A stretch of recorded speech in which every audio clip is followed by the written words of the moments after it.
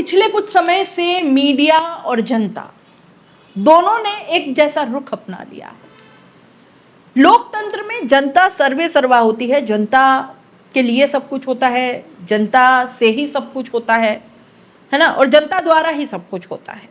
लेकिन ये लोकतंत्र है और इसका बैलेंस बना रहना बहुत जरूरी है। सरकार से सवाल पूछना न जनता को बंद करना चाहिए न मीडिया को। नेता पर हमेशा नकेल कसने का काम जनता भी करती है, पत्रकार भी करती है, और पत्रकार का काम भी जनता की बात को बेबाक तरीके से सामने रखना, उनकी जवाबदेही तय करना, उनसे सवाल करना, बार बार उनको बताना कि आप जनता के प्रतिनिधि हैं, आपको जनता ने चुना है, अपने आप को भगवान न समझे।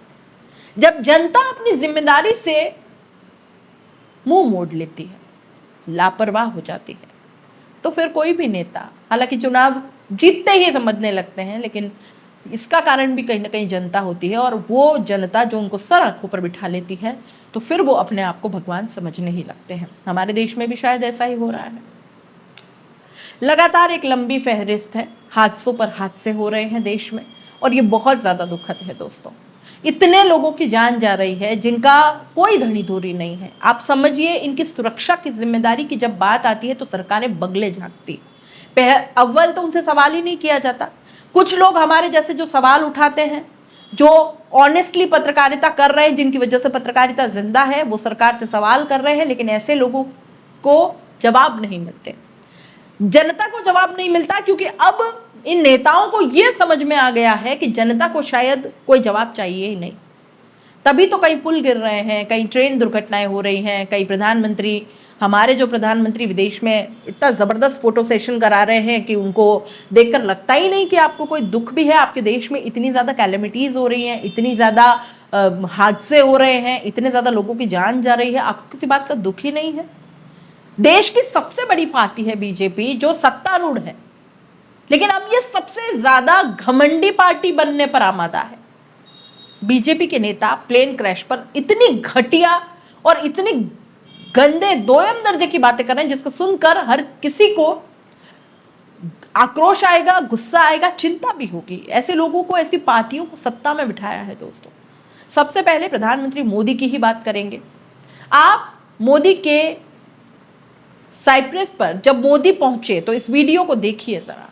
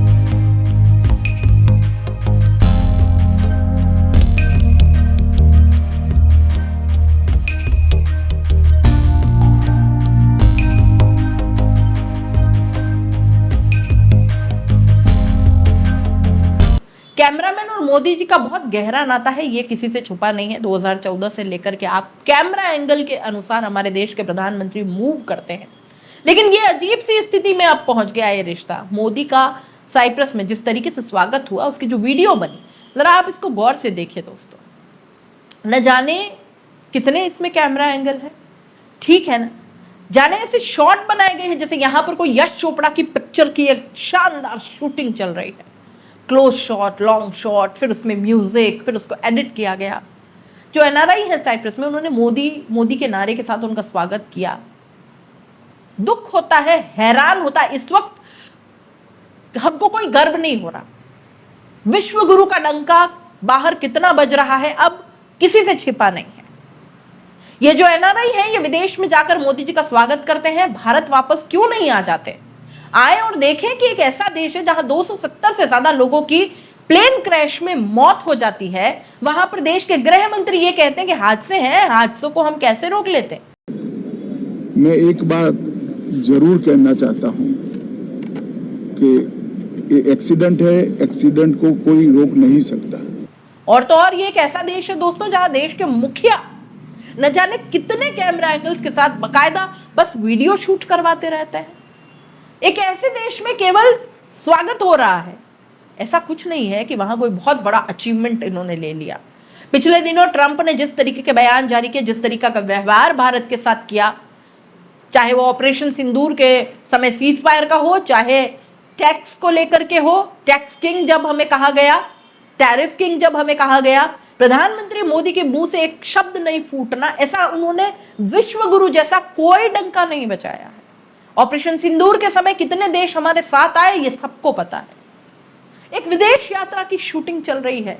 दूसरी ओर दोस्तों, हमारे अपने देश में अजीब सा माहौल है, न जाने किसकी नजर लग गई है। ऐसा कोई दिन नहीं जब कोई हादसे की खबर नहीं आती। इतने दिल बैठ जाता है इन हादसों की खबर सुन करके। कल महाराष्ट्र से एक चिंताजनक खबर आई, जहां पर एक ब्रिज हादसा हो जाता है, 4 लोगों की मौत हो जाती है, 51 लोग घायल हो जाते हैं। महाराष्ट्र सरकार अब इस पूरे मुद्दे पर बैकफुट पर है दोस्तों। सरकार के पास बोलने के लिए ही कुछ नहीं है। मीडिया तो खैर सवाल पूछती नहीं है, जो गोदी मीडिया जिन पर पूरी जिम्मेदारी है, जनता से सवाल पूछने तो छोड़ दिए हैं। जनता किसी और मुद्दे पर वोट देती है तो हालत ये हो गई है कि सरकार जवाबदेह बनने को तैयार ही नहीं है। उनको पता है कि हिंदू मुस्लिम किया नहीं, धर्म की चरस फैलाई नहीं, कि वोट अपने पक्के हैं। ठीक 9 साल पहले दोस्तों एक पुल गिरा था पश्चिम बंगाल में। प्रधानमंत्री मोदी उस वक्त पश्चिम बंगाल में चुनावी दौरे पर थे, याद दिला दें। तब मोदी ने कहा था कि ये एक्ट ऑफ गॉड नहीं, एक्ट ऑफ फ्रॉड है। मतलब एक फ्रॉड किया गया जिसकी वजह से पश्चिम बंगाल में ये पुल गिरा है। तो अगर पश्चिम बंगाल में 9 साल पहले एक्ट ऑफ फ्रॉड था, एक्ट ऑफ गॉड नहीं, तो ये जो महाराष्ट्र में हुआ, ये फिर एक्ट ऑफ गॉड कैसे है, एक्ट ऑफ फ्रॉड क्यों नहीं है? बता दें मोदी जी। आपको लगातार ऐसी खबरें सामने आ रही है। उत्तराखंड में बहुत भयानक स्थिति है। 1.25 महीने में 5-5 हेलीकॉप्टर दुर्घटनाएं वहां हो जाती है। लेकिन वहां के बीजेपी के नेता पता है क्या कह रहे हैं? वो कह रहे हैं कि अब जिसको मरना है वो तो मरेगा ही, आपके बस में है तो आप हेलीकॉप्टर चला लीजिए और एक गारंटी दे दीजिए, किसी की जान नहीं जाएगी। इस तरीके का घमंड, अभिमान से भर गए हैं नेता। ये भाजपा के प्रभारी दुष्यंत गौतम है, जिन्होंने कहा कि आप भी चला लीजिए हेलीकॉप्टर। मीडिया वालों से वो बोल रहे थे, आप भी चला लीजिए हेलीकॉप्टर, जिसमें लोग न मरे, गारंटी देकर चलाइए। आप तो बहुत महानुभाव लोग हैं, अब जिसने मरना है वो तो मरेगा ही। अब दोस्तों, बीजेपी के नेता तो ऐसा बयान देंगे ही जब देश के गृह मंत्री 270 लोगों की जान जाने में कह सकते हैं कि हादसे हैं, हादसों को हम कैसे रोक सकते हैं। तो दोस्तों, फिर ऐसे मामलों में तो ऊपर से नीचे की तरफ मैसेज आता है। अब हैरानी इस बात की है दोस्तों कि जिस उत्तराखंड में 1.25 महीने में 5-5 हेलीकॉप्टर हादसे हो जाते हैं, वहां को लेकर आज एक बहुत हैरान कर देने वाली तस्वीर सामने आई। ये खबर देखिए, अखबारों में छपी है। ये खबरें बताती हैं उत्तराखंड, जहां 39 डेज में 5 क्रैशेस हो चुके हैं, जिसमें कल एक ट्रेन क्रैश हुआ जिसमें 7 लोगों की जान गई, उसमें कुछ महीने की बच्ची भी थी। क्या आप जानते हैं वहां ना तो कोई रडार सिस्टम है, ना कोई रूल्स एंड रेगुलेशंस है। हालत यह है कि वहां कोई जवाबदेही है ही नहीं। मुख्यमंत्री हर इस तरह की दुर्घटना में जांच के आदेश देते हैं, पता नहीं वो जांच कहां चली जाती है। हालत यह है कि उन हेलीकॉप्टर्स को ऑटो बना दिया गया है। 44,000 में एक सवारी को बिठाया जाता है, और ऐसे ऑटो होता है ना, बार बार ऐसी सवारियों को भर भर के ले जाया जाता है। वो हालत हो गई है, कोई देखने वाला नहीं है, कोई सुनने वाला नहीं है। ये अखबार की खबर बताती है ना, तो वहां कोई रडार, न कोई नियम, कुछ नहीं, कानून मानने वाला, न कोई रूट देखने वाला, न कोई मौसम देखने वाला। बस प्राइवेट हाथों में सारी सेवाएं दे दी गई। अब आप सोचिए, सब कुछ बिना सरकार की शय पे हो सकता है। सरकार चाहे तो एक उड़ान भी कोई भर सकता है। अब जब कल यह हादसा हो गया तो कहा गया कि 4 धाम यात्रा में हेलीकॉप्टर सेवाओं पर रोक लगा दी गई। तो इंतजार क्या हो रहा था इन 39 दिनों में 5 ऐसे क्रैशेस हो जाए, 7 लोगों की जान गई। ये उस देश में हो रहा है। अभी तक अहमदाबाद में हुए प्लेन क्रैश इस देश को नहीं पता है कि वो प्लेन हादसा हुआ कैसे। हालत यह है कि अहमदाबाद में अब वो परिवार वाले जो अपनों अपनों के शव अभी तक तलाश रहे हैं, जो डीएनए सैंपल्स दे चुके हैं, वो रो रहे हैं, बिलख रहे हैं। ये लोग कह रहे हैं कि जो शव रखे गए हैं वो अब एक ऐसी स्थिति में आ गए हैं कि वो बहुत जल्द डिकम्पोज होना शुरू हो जाएंगे। परिवार वाले कह रहे हैं कि हमको थैली में दे दो शव, लेकिन हमको दे दो, हमको हमारे बच्चे सौंप दो। वहां ऐसी स्थिति है दोस्तों। और महाराष्ट्र से एक और खबर आई, पुणे में ट्रेन में आग लग गई। मतलब आप देखिए, देश में अलग अलग हिस्सों में अजीबोगरीब खबरें आ रही है, कहीं पुल, कहीं ट्रेन, कहीं आग। जिस दिन इतना बड़ा हादसा हो गया, प्लेन हादसा, प्रधानमंत्री 5 दिन की विदेश यात्रा में 3 देशों में G7 उनको जाना था, समझ में आता है, लेकिन साइप्रस जाने का अभी क्या औचित्य है, अभी समझ से परे है। ये बात सही है कि साइप्रस जो देश है उसका तुर्की के साथ सीमा विवाद चलता है और तुर्की का एक घोर विरोधी माना जाता है। तो साइप्रस जो डिप्लोमेसी के लिहाज से, अगर हम कह ले वर्ल्ड पॉलिटिक्स के लिहाज से, भारत के लिए एक बहुत इंपॉर्टेंट एलॉय आगे बन सकता है। और पीएम मोदी 20 साल में पहले पीएम है वहां जाने वाले। तो अभी जो हालात हैं ऑपरेशन सिंदूर के बाद, मोदी का वहां जाना बहुत इंपॉर्टेंट था। लेकिन क्या ये सही वक्त था? मतलब प्रधानमंत्री हमारे 5 दिन की विदेश यात्रा में है और उनकी अपनी पार्टी के नेता कह रहे हैं कि हेलीकॉप्टर चलेगा, तो क्या कोई गारंटी है कि किसी की जान नहीं जाएगी? सोचिए कि ऐसी व्यवस्था बनाई गई जिसमें जवाबदेही नाम की कोई चीज ही नहीं है। महाकुंभ में कहा जाता है 100 करोड़ के लोगों की व्यवस्था है, लेकिन जहां भीड़ आती है तो वहां अव्यवस्था का आलम फैल जाता है, भगदड़ मचती है, आंकड़े छुपाए जाते हैं। और फिर बीबीसी की इस तरह के रिपोर्ट में सारा खुलता है कि कितने लोग, जो दावों, सरकार के दावों की धज्जियां उड़ती है, सरकारी आंकड़ा बता रही है मरने वालों का उससे कहीं ज्यादा है। बाकायदा बीबीसी ने रिपोर्ट में सबूत दिखा दिए, मरने वालों की फोटोज दिखा दी, उनके घर तक पहुंच गई, लेकिन सरकार के कान में जूं तक नहीं रहेंगी, क्योंकि कोई जवाबदेही देने वाला है ही नहीं, तय करने वाला नहीं है, सवाल पूछने वाला नहीं है। इतना बड़ा प्लेन हादसा, एक इस्तीफा तक नहीं। इस्तीफा छोड़िए, नागरिक उड्डयन मंत्री ने प्रेस कॉन्फ्रेंस की तो प्रेस कॉन्फ्रेंस में पत्रकारों के सवालों का जवाब तक नहीं दिया।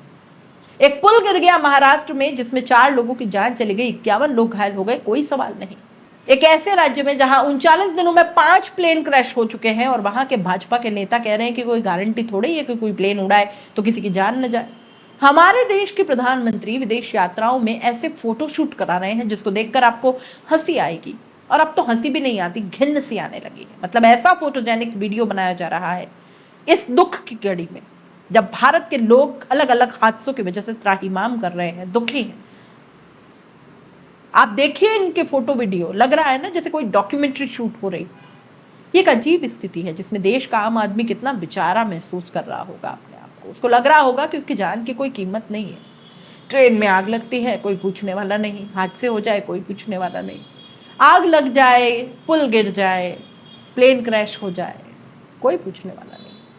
आप इन मुद्दों के लिए क्या सोचते हैं? किसको जिम्मेदार मानते हैं? क्या सरकार की जवाबदेही तय नहीं होनी चाहिए? क्या गोदी मीडिया को अब गंभीर हो जाने की जरूरत नहीं है? क्या जनता को भी अब सवाल पूछने शुरू नहीं कर देने चाहिए? आप इन पूरे मुद्दों पर क्या सोचते हैं? अपने राय कमेंट बॉक्स में लिख दीजिए और जाते जाते चैनल को लाइक, शेयर और सब्सक्राइब जरूर करें।